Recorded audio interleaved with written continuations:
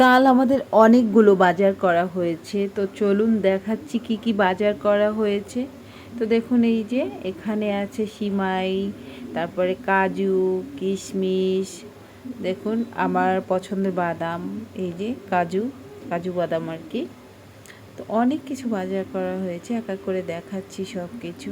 এই যে চিনি চিনি শেষ হয়ে গিয়েছিল, আমার র চা আর হচ্ছে গ্রিন টি, বাচ্চাদের জন্য নুডলস, দেশি মুড়ি, খুদের ভাত খুব পছন্দ করে আমার মেয়েরা, তো সেই জন্য এই যে খুদের চাল, তারপরে কলা আনা হয়েছে এক ছাড়া, ছোট এক ছাড়া আর কি।